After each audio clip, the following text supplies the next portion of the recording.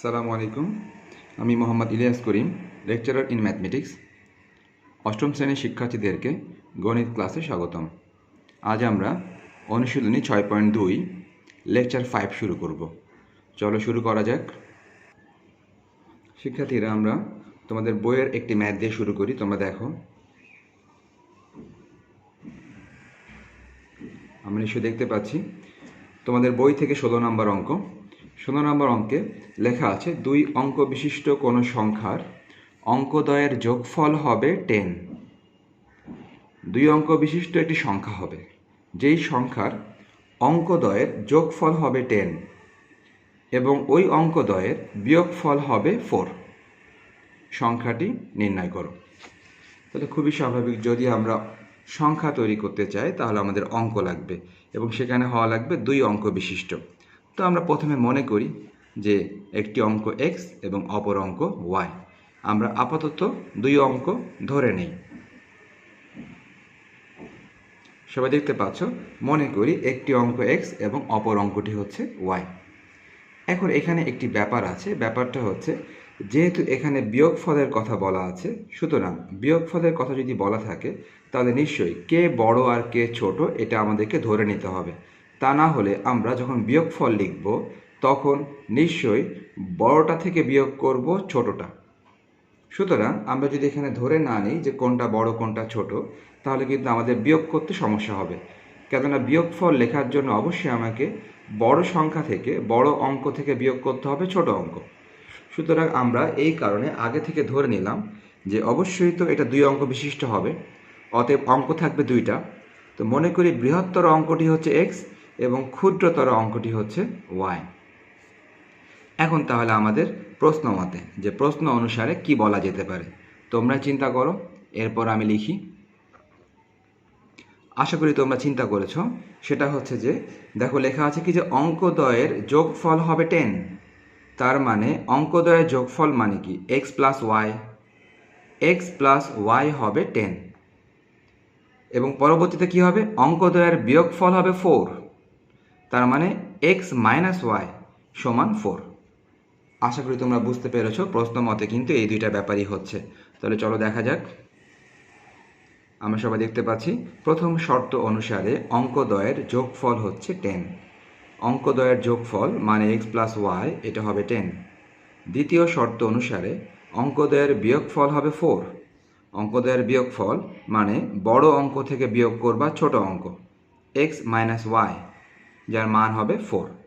তাহলে এই 2টা শর্ত প্রশ্নে বলা ছিল। তাহলে এখন আমরা যেহেতু এখানে বিয়োগফল লিখতে হয়েছে, এই জন্য আমরা আগে থেকে ধরে নিলাম যে কে বৃহত্তর আর কে ক্ষুদ্রতর। কেননা বিয়োগ করার সময় বৃহত্তর থেকে ক্ষুদ্রতর বিয়োগ করতে হবে। শিক্ষার্থীরা, এখন তোমরা এই অধ্যায়ের সমাধান অংশ তোমরা অনেকবারই দেখেছ যে আমরা 2টি সমীকরণ কিভাবে সমাধান করে থাকি, এই ব্যাপারটা তোমরা অনেকবার দেখেছ। আমাদের 2 রকম পদ্ধতি আমরা শিখেছিলাম, একটি হচ্ছে অপনয়ন পদ্ধতি, একটি ছিল প্রতিস্থাপন পদ্ধতি। তাহলে শিক্ষার্থীরা, আমরা এখন এই অঙ্কটি সমাধান করার চেষ্টা করি। মনে করো এটা আমরা অপনয়ন পদ্ধতিতে সমাধান করার চেষ্টা করি। তোমাদের নিশ্চয়ই মনে আছে যে অপনয়ন পদ্ধতিতে সমাধান করতে গেলে x চলক এবং y চলক যে কোনো একটা চলককে বাদ দিতে হয়। যোগ বিয়োগের মাধ্যমে যে কোনো একটা চলককে বাদ দিতে হয়।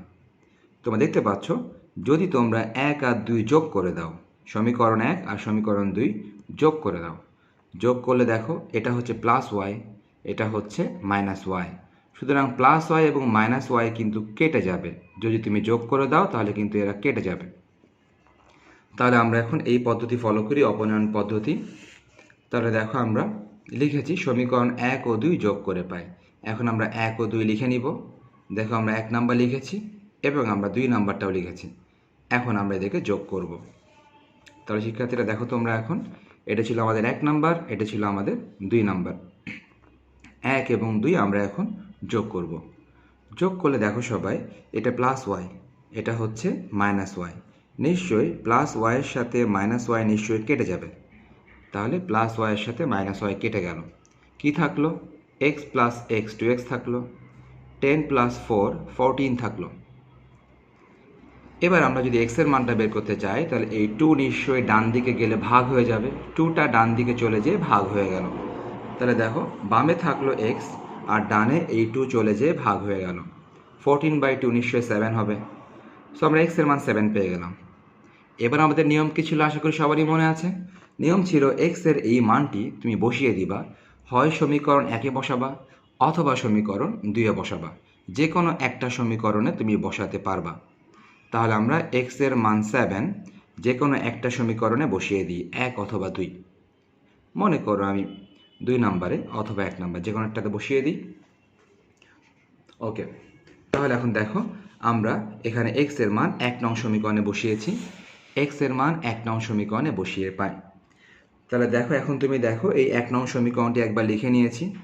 এই যে 1 নং সমীকরণটি ছিল x + y = 10। দেখো সবাই এই যে 1 নং সমীকরণটি ছিল x + y = 10। 1 নং সমীকরণটি আমরা আরেকবার লিখে নিয়েছি। এখন এখানে এই x এর পরিবর্তে x এর মান বসাবো 7। তাহলে x এর পরিবর্তে 7 বসিয়ে দিই, x এর পরিবর্তে বসিয়ে দিলাম 7। বাকি সবাই ঠিক আছে। এবার তাহলে যদি আমরা y এর মানটা বের করতে চাই, y সমান এই 7 চলে যাবে ডান দিকে, তার মানে 10 - 7। তাহলে আমরা সব মিলে y এর মান পেলাম 3। তাহলে শিক্ষার্থীরা আমরা x এর মান পেলাম 7 এবং y এর মান পেলাম 3। তাহলে 2 অঙ্ক বিশিষ্ট সংখ্যা, আমরা কিন্তু জানি যে 2 অঙ্ক বিশিষ্ট যে সংখ্যাটা আছে তার মধ্যে একটা অঙ্ক ছিল x আর একটা অঙ্ক ছিল y। তাহলে এখন সেই সংখ্যাটি কত হবে? শিক্ষার্থীরা তোমাদের নিশ্চয়ই এই সম্পর্কে আইডিয়া আছে, অথবা যদি আইডিয়া না থাকে তাহলে আমি এখনই তোমাদেরকে বলে দিচ্ছি যে নিয়ম হচ্ছে, আমরা জানি একক স্থানীয় অঙ্ক এবং দশক স্থানীয় অঙ্ক নামে একটা ব্যাপার থাকে, যে যদি সংখ্যাটি 2 অঙ্কের হয়, মনে করো কোনো সংখ্যা 2 অঙ্কের। দেখো সবাই, মনে করো কোনো সংখ্যা হচ্ছে 2 অঙ্কের। 2 অঙ্কের মধ্যে একটা মনে করো x আর একটা মনে করো y। 2 অঙ্ক বিশিষ্ট সংখ্যা তৈরি করার জন্য একটা নিয়ম আছে। নিয়ম হচ্ছে, যদি তুমি y কে ধরো একক স্থানীয়, আমরা জানি যে এই সাইড থেকে কাউন্টিং শুরু হয়, এটা একক, এটা দশক। যদি আরও থাকতো সেটা হতো শতক। এই কাউন্টিংটা কোন সাইড দিয়ে শুরু হয়? কাউন্টিং শুরু হয় কিন্তু এই সাইড দিয়ে, অর্থাৎ ডান দিক থেকে বাম দিকে। ডান দিক থেকে বামে কাউন্ট হয়, এটা একক, এটা দশক, এর পরেরটা হচ্ছে শতক। এখন তাহলে সিস্টেমটা হচ্ছে, যদি তুমি ওয়াইকে ধরো একক আর এক্সকে ধরো দশক, তখন সংখ্যা তৈরির নিয়ম হচ্ছে, দশক স্থানীয় যে অঙ্কটি আছে এক্স, এই এক্সকে তোমার গুণ দিতে হবে 10 দিয়ে। আর একক স্থানীয় অঙ্ক যে ওয়াই আছে, এই ওয়াইকে গুণ দিতে হবে 1 দিয়ে। তো ওয়াইকে 1 দিয়ে গুণ দিলে ওয়াই থাকে, এদের মাঝে যোগ চিহ্ন হবে। এভাবে সংখ্যা তৈরি করা হয়। আমি আরও একটি উদাহরণ দিই। মনে করো যে একটি অঙ্ক ওয়াই, একটি অঙ্ক এক্স। এবার তুমি কি ধরেছ? এবার কিন্তু তুমি এক্সকে ধরেছ একক স্থানীয়, আর তুমি ওয়াইকে ধরেছ এই মুহূর্তে দশক স্থানীয়। তাহলে তোমরাই বলো, সংখ্যা তৈরির নিয়ম অনুসারে এখন সংখ্যাটা কি হতে পারে? সংখ্যা তৈরির নিয়ম অনুসারে সংখ্যাটি কি হতে পারে?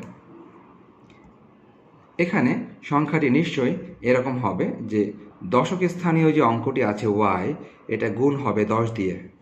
দশক স্থানীয় অঙ্ক ওয়াই, এটা গুণ হবে 10 দিয়ে। আর এই যে একক স্থানীয় অঙ্ক এক্স, একক স্থানীয় অঙ্ক হচ্ছে এক্স, এটা আসলে গুণ হবে 1 দিয়ে।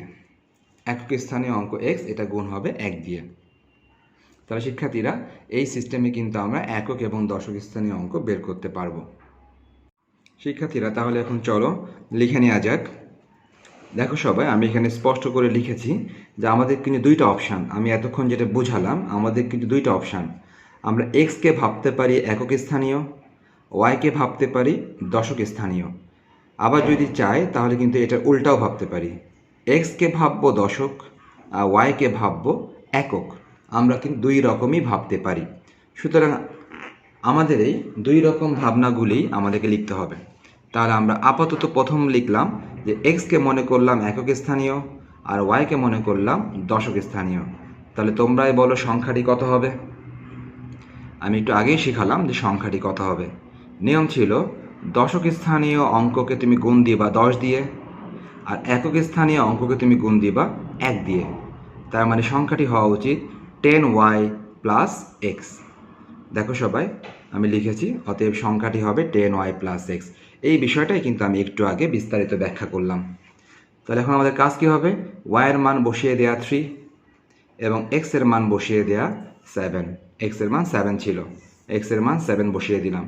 বসিয়ে দিয়ে আমরা সংখ্যাটি পেয়ে গেলাম 37। অনুরূপভাবে তাহলে পরবর্তী কেস কি হতে পারে? আমাদের পরবর্তী কেস হতে পারে ঠিক উল্টা। আমরা আগে ধরেছিলাম একক, ধরেছিলাম x, এখন তাহলে একক ধরব y। দেখো সবাই, একক স্থানীয় অঙ্ক হচ্ছে y, আমরা ধরে নিলাম। দুই রকমই হতে পারে। তাহলে আমরা এবার একক ধরলাম y, দশক ধরলাম এবার x। তাহলে দশক যদি x হয়, তাহলে আমরা এবার তোমরা বলো সংখ্যাটি কেমন হবে? তাহলে নিয়ম অনুসারে দশক স্থানীয় অঙ্ককে 10 দিয়ে গুণ করতে হবে, তার মানে 10x, প্লাস একক স্থানীয় অঙ্ককে 1 দিয়ে গুণ করতে হবে, মানে y ইন্টু 1 মানে y। So 10x plus y, অতএব সংখ্যাটি 10x প্লাস y। তাহলে খুবই স্বাভাবিক, আমরা কিন্তু আগেই দেখতে পেলাম, আগে ছিল 10y প্লাস এক্স, এখন উল্টে গেল 10x প্লাস ওয়াই। আমরা x এর মান 7 বসিয়ে দিলাম, y এর মান 3 বসিয়ে দিলাম, যোগ বিয়োগ করলে সংখ্যাটি পেলাম 73। সুতরাং আমরা কিন্তু প্রদত্ত শর্ত অনুসারে দুইটি সংখ্যা পেলাম, একটি সংখ্যা 37 আর অপর সংখ্যা 73। দুইটি সংখ্যায় আমাদের আনসার হবে। তাহলে চলো আনসার লিখে রাখা যাক। অতএব নির্ণেয় সংখ্যাটি হবে 37 অথবা 73। এটি হচ্ছে আমাদের এই অঙ্কের আনসার। শিক্ষার্থীরা, তোমরা তাহলে অঙ্কটি স্ক্রিনশট নিয়ে নাও।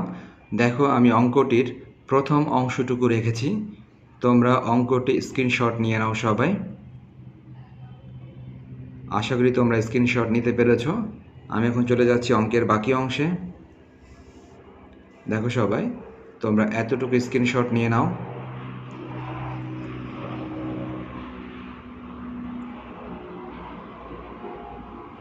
আশা করি তোমরা নিতে পেরেছ। আমি চলে যাচ্ছি অঙ্কের শেষ অংশে। অঙ্কের শেষ অংশ ছিল আমাদের এতটুকু, তোমরা এখানে স্ক্রিনশট নিয়ে নাও। তাহলে তোমরা স্ক্রিনশট দেখে অঙ্কটি খাতায় লিখে নিবে এবং তোমরা নিজেরা বুঝে বুঝে ম্যাথটি খাতায় করবে। এবং যে অংশটুকু তোমরা বুঝতে পারবে না, সেই অংশটুকু তোমরা আর একবার দেখবে। এবং তোমাদেরকে আমরা আগেও বলেছি যে যদি তোমরা তোমাদের ফোনটাকে ওয়াইড স্ক্রিনে নিয়ে যাও, তাহলে নিশ্চয়ই তোমরা আরও ভালো দেখতে পারবে। তাহলে শিক্ষার্থীরা, সবাই ভালো থেকো। আল্লাহ হাফেজ।